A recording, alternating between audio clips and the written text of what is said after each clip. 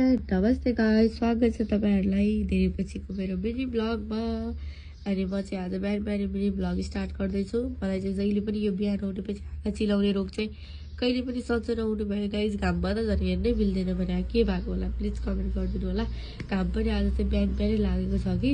अनि म चाहिँ एलेक्सलाई स्कुल पठाउनको लागि रेडी गरेर एलेक्सलाई पनि क्यामेरामा लिएर आउँदैछु, किनकि एलेक्सलाई क्यामेराको राम्रोसँग बानी परेको छैन नि त। त्यही भएर चाहिँ बेबी चाहिँ मजाले बोल्छन् कि, तर एलेक्सलाई चाहिँ मजाले बानी नपरेको भएर चाहिँ म एलेक्सलाई रेडी गरेर देखाउँदैछु गाइस। अनि हामी चाहिँ म दिउँसभरि सुतेँ, त्यसपछि चाहिँ दिदी पनि आउनुभयो। हामी जानु आँटेको खाना खानु।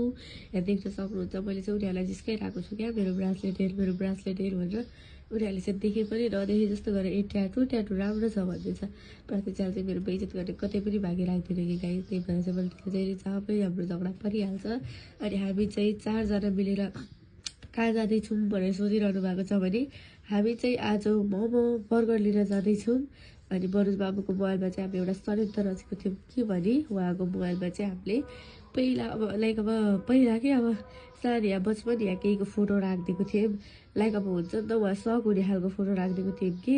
अनि साथीहरू, हामी सबैलाई थाहा छ कि यो अस्थिर समयमा स्थिर निस्क्रिय आयहरू कतिको महत्त्वपूर्ण छ भनेर।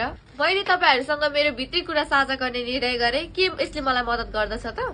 मलाई तिनीहरूको गेम एकदमै मनपर्छ, किनकि त्यहाँ आगमन र रोचक गेमहरू हुन्छ। यो गेम खेल्न एकदमै सजिलो छ र मैले स्किममा दिएको प्रोमो कोड युज गर्नुभयो भने 5,07,500 सम्म बोनस पाउन सक्नुहुनेछ। र मैले कमेन्टमा लिंक राखिदिएको छु, गएर चेक गर्नु होला। त्यही भएर चाहिँ मनोज बाबु चाहिँ हाँसिरहनु भएको छ।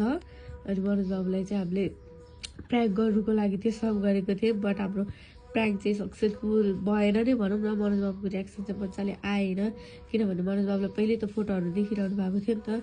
अनि देखिरहनु भएको थियो भन्दा पनि आकृतिले चाहिँ देखेको थिएन। सो आकृतिले एकैचोटि हालिदिँदा चाहिँ अलिकति सक्छ हुनुभयो, तर त्यति सोचे जस्तो पनि हुनु भएन। अनि हामी चाहिँ दिउँसभरि घरमै बसेको थियौँ, हाम्रो केही काम थिएन नि त।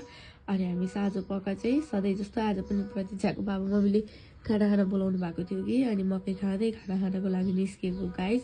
म प्रतीक्षा, आकृति अनि मनोज बाबु। अनि हामीले चाहिँ यताबाट सब्जीहरू बनाएर लिएर गएको थियौँ कि। लिएर गएको भन्दा नि यही खाने भनेर सब्जीहरू बनाएर ल्याएको थियौँ। फेरि बाबा मम्मीले बोलाएर हामी उता गयौँ। अनि फेरि त्यहाँबाट चाहिँ हामी लेक पनि पुग्यौँ। अनि देख्न सक्नुहुन्छ हाम्रो एल्लु चाहिँ धेरै पछि लेक जानु भएको नि त। पहिला हामीले खासै लग्थेन भने धेरै पछि लगेको।